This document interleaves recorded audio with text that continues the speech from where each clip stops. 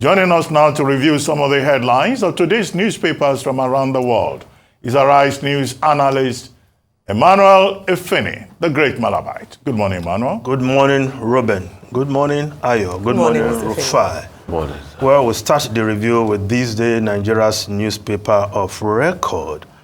We start with the lead story. Tinubu, Akpabio, Abbas, Obi, governors, others, Mourn, Herbert Wigwe, family members, Ogunbanjo. President described demise as overwhelming tragedy, shocking beyond comprehension. Preliminary reports reveal wintry weather condition contributed to chopper crash. Access Holdings confirms incident, says acting GMD to be announced soon. Well, the nation mourns the passing of Herbert Wigwe, Ogunbanjo, Wigwe's wife and son in that helicopter crash somewhere in California, USA. Well, for a survivor of a plane crash like myself, I know what it means. It takes the grace of God to survive.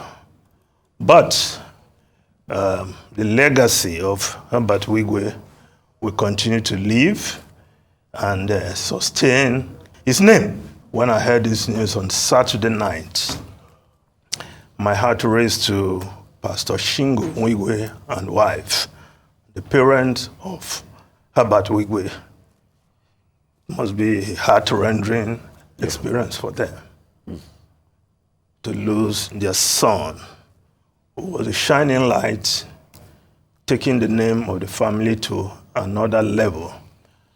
But as Atedopi's side remarked, the messages left behind by Herbert Wigwe will certainly sustain his legacy. And I think one that sticks out is that message he delivered to those youths in pidgin English in his hometown. And I'm sure those youths will take that to heart and know that what has come to their community, the Wigwe University, is meant to transform not only the landscape, but the people of that locality. And Herbert Wigwe will remain a beacon, not only for the youths in his community in Rivers State, but for youths all across the country. Well, the Punch also has that report. Heartbroken Nigerians mourn Wizkid Wigwe. Friends, well-wishers recall late CEO's life and times. Nigeria may demand report as U.S. probe crash. He was unlike other Nigerian big men, says mentee. Wigwe, exit of a banking Wizkid. Tinubu, Abiodun, family, friends, mourn, shock, exchange giant, Ogunbanjo. Well, the nation mourns, and it's no surprise that the president has led the flowing of tributes to a man who has done so much, not just in the banking sector. So at 57, he has done almost everything.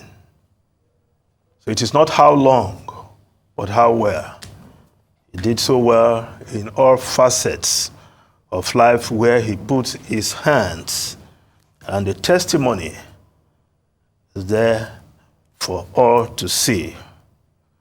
Once again, our condolences to the Wigwe family, to the people of Isiokpo, to Rivers people, and to all Nigerians. And of course, the good people of Ogun State on the passing of Ogunbanjo, who himself was a shining light in his own area of specialty. Now, the Guardian newspaper. Let's look at the Guardian newspaper.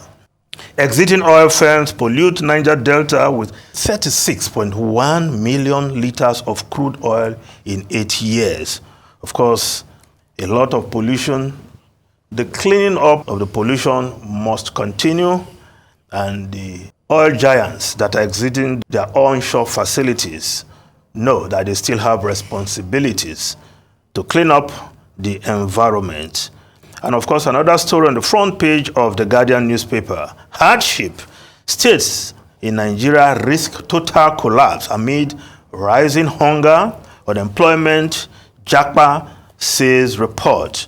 Now let's look at the New Telegraph newspaper also on the tough situation in the country. The New Telegraph, Hardship, protest over high cost of living turn the heat on Tinubu as pressure mounts on him to fulfill campaign promises. Ex-APC chair, president's response to Nigeria's challenges weak. I will need 5 months' salary to watch AFCON live. Law professor laments. Well, if we just look at the Daily Trust newspaper, federal workers, ministries, in 90 ministries, departments, and agencies yet to get January salaries. What is happening? Even in these hard times, even the salary not enough. And now when the salaries don't come, as in the case of these federal MDAs, ministries, departments, and agencies, I mean, it's tough. Now, the other story on the front page of the Daily Trust, Forex crisis, urge registration below 50% as payment closes today. Of course, high fare will prevent Nigeria from filling slots. Low number not peculiar to Nigeria.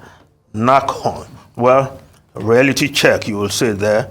You fulfill your religious obligation when you have the financial wherewithal, as it were. Now, the Nigerian Tribune newspaper, price of cement soared by 60%. Experts raise alarm amid escalating cost of drugs, diabetes, hypertensive patients turn to God for healing. Cost of drugs, medication, out of reach of many Nigerians. An area the government has to intervene one way or the other, because a healthy citizenry makes a healthy nation. If so many people are sick, cannot access Medicare, or it's too expensive for them to attain, then there is a problem in the land. Real problem, you will say. The Business Day newspaper, governor subsidy FX bonanza fails to suit citizens' misery. Yes, since the removal of fuel subsidy, there's been more money available for FAC allocation. Of course, with the devaluation of the Naira, more cash, but the citizens in the various states are not feeling the impact of this rush of cash. Vanguard newspaper, higher prices loom as businesses rely more on loans to survive. Borrowing from banks rises 52%, 1.83 trillion.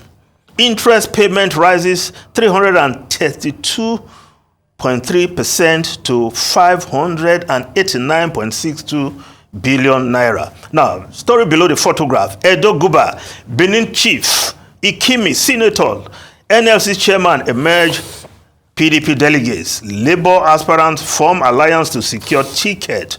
While, if we just go straight to, yes, the Blueprint newspaper, Adeboye, Obasani, Nigeria needs urgent spiritual help. We will get it right. Beg citizens to give our leaders a chance. Well, the citizens are waiting. The citizens are patient. But the citizens are also hungry.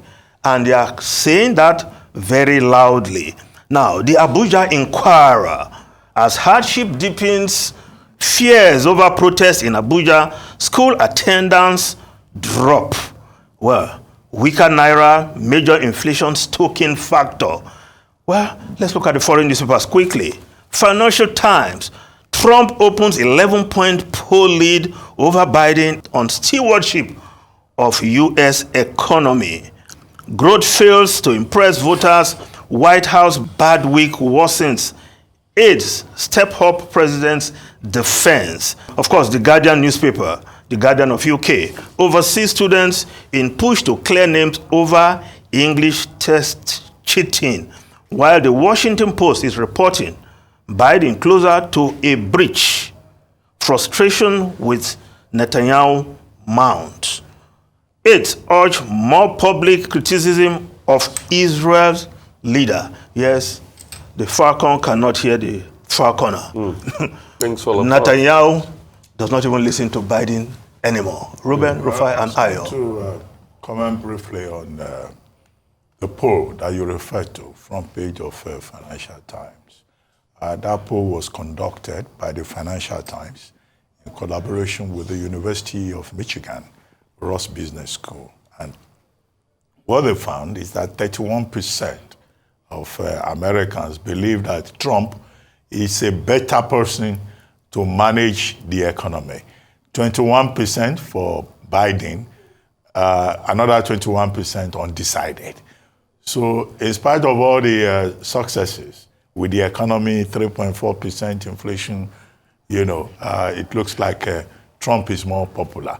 And yet Trump keeps putting his foot in his mouth, either on NATO or Russia. But we'll see. It's Americans that will decide. Yes.